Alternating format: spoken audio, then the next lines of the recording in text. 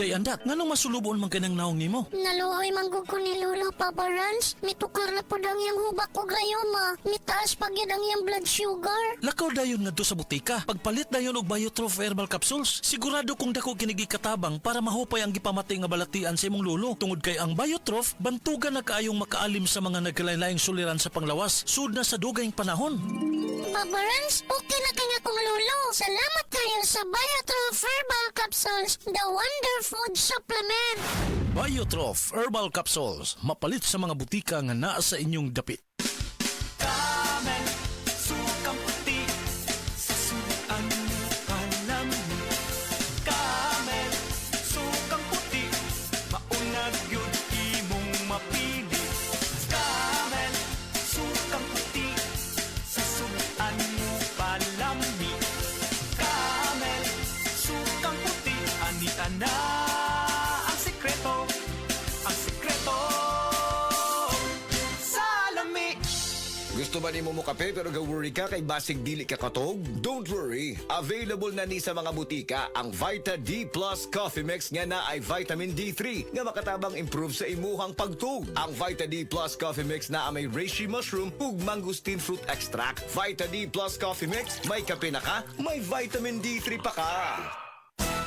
Araw-araw, MX3 para extraordinary. With alpha, beta, gamma na sangkap nito. Tunay, original at natural na suplemento. With MX3, sa coffee and tea. With MX3, it's for you and me. With MX3, dito ako believe. Mahalagang paalala, ang MX3 capsule ay hindi gamot at hindi dapat gamiting panggamot sa anumang uri ng sakit. Be extraordinary with MX3. Aton pamatian si Sir Jonathan Granada sa Life Extension Philippines para sa Super Fiber. Super Fiber, isa ka di kalidad, epektibo, garantisado ini siya makabiyanan. So fast-acting colon cleansing product sa healthy nga pamaagi para sa mapinlo nga colon para mapalayo kita sa risgo nga kita ang matubuan sa cancer sa colon naton. Mag-inom adlaw-adlaw sang Super Fiber. This is recommended by medical doctor nga product kag ini is exclusively distributed by Life Extension Philippines. The fast-acting colon cleansing product approved by the FDA Philippines. Para sa masulhay ng pagpamuhin, Super Fiber. Mabakal sa mga butika. Pabalik, balik, balik, balik, balik na butas. Paulit, ulit, ulit, ulit, ulit ang tagas. Itigil na, sobra na. Itigil na ang diskarteng tapal-tapal. Ilastusin mo yan, ilastusin mo yan. Tagal, tibay, tag-init o tag-ulan. Tibay na tumatagal. Yan ang Pioneer Elastosil. Tagal, tibay, tag-init o tag-ulan. Elastosil mo yan. The original Koi Herbal Capsule. Ako si Imelda Linawan, taga Balagtas, Panganiban Street, Cebu City. Ang akong edad, 54 na. Dali kong maluya niya, kapuyon ko. Karon na kayo nakapoy, ma'am. Abtik naman ko niya, dugay ko maluya niya, murag tas-tas yung kong resistensya. Dahil salamat sa The Original Koi Herbal Capsule. The original Koi Herbal Capsule. Oras, gihatod kaninyo sa EXL Magkabuhay. Buhay at makulay ang buhay sa EXL Magkabuhay. Pag kayo'y nabasagan, madaling remedyohan. Pagkatapos dikitan, Parang bago na naman. Pioneer Epoxy, pandikit ng kristal, kahoy at bakal, pang-repair ng radiator, Tambucho, refrigerator, martilyo, kutsilyo, gripo, araro, gero, aparador, ang patibay ng bangka, kisame, etc. Pioneer Epoxy, Pioneer Epoxy, paborito ng bayan. Mga kapanyawan, si Leonora Santos, diabetes. Miinom sa Sed Panyawan Coffee Mix. Ang sugar ko minsan 200 sa umaga. To something 180, nagre-range siya ganyan. Pero nito pong nagpapanyawan coffee na ako. Ang baba po, 134. Minemaintain ko po yung panyawan coffee. Hindi na po tumataas ng ganong kataas. Ako po yung si Mrs. Leonora Santos. Dito po ako sa Pasig, Metro Manila. 69 years old. Basta tatak Sed Marketing, tatak kining magaling.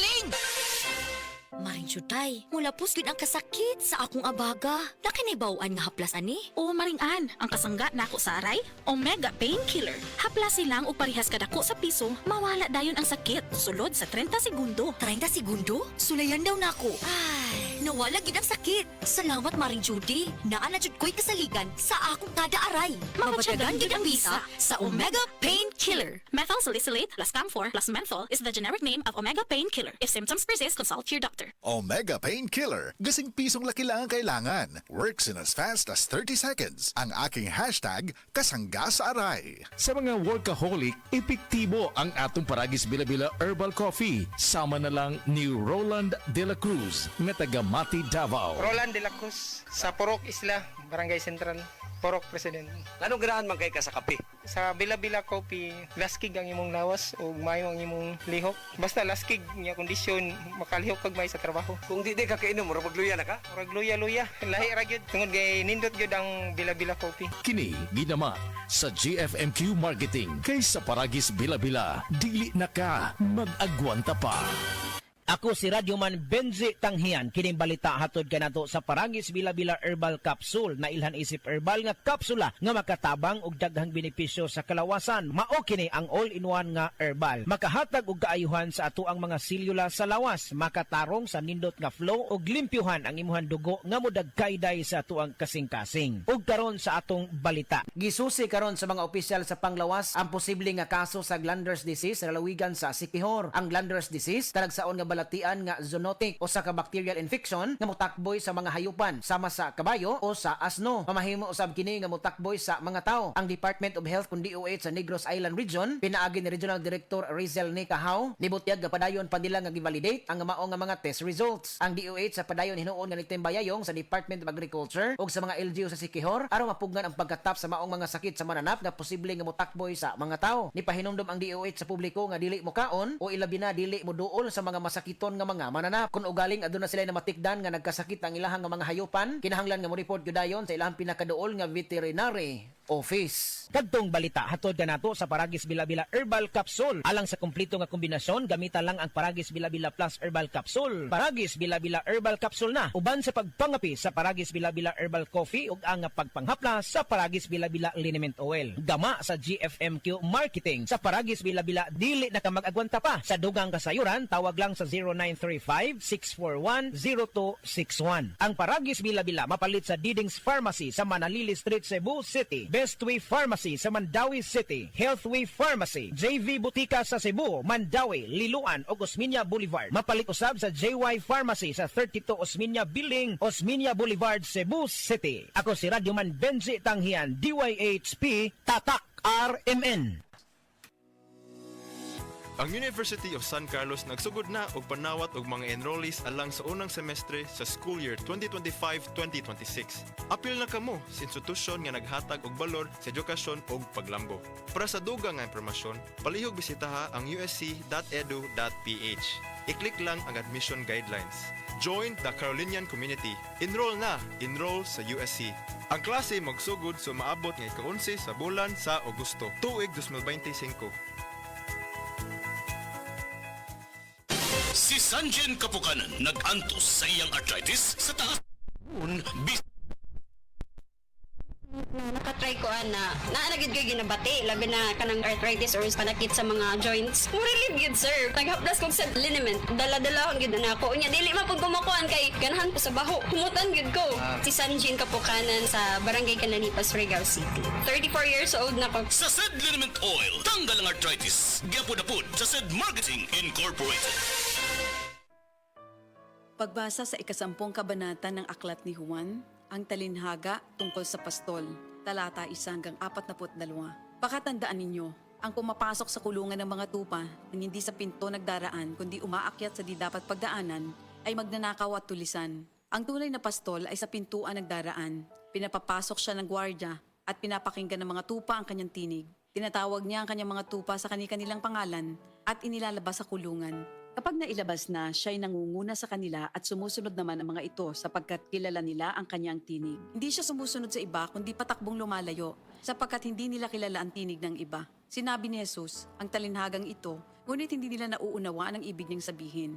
Kaya't muling sinabi ni Jesus, pakatandaan nyo, ako nga ang pintuang dinaraanan ng mga tupa. Ang mga nauna sa akin ay mga magnanakaw at mga tulisan, ngunit hindi sila pinapakinggan ng mga tupa. Ako ang pintuan. Ang sinumang pumapasok sa pamamagitan ko ay maliligtas. Papasok siya't lalabas at makakatagpo ng pastulan.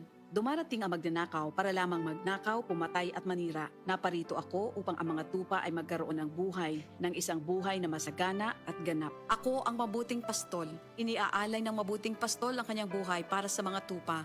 Ang bayaran ay tumatakas kapag may dumarating na asong gubat. Iniiwan niya mga tupa, palibas ay hindi siya pastol at hindi kanya ang mga ito. Kaya't sinusunggaban ng asong gubat ang mga ito at binubulabog. Tumatakas siya, palibas ay bayaran lamang at walang malasakit sa mga tupa.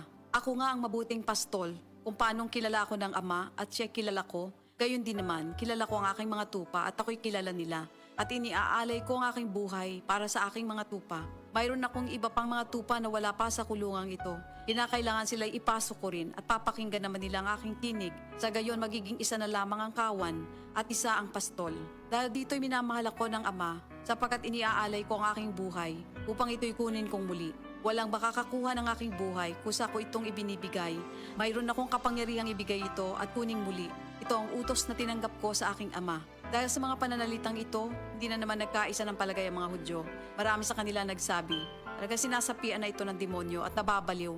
Bakit ba kayo nakikinig sa kanya? Sinabi naman ng iba, hindi nakakapagsalita ng ganun ng isang sinasapian ng demonyo.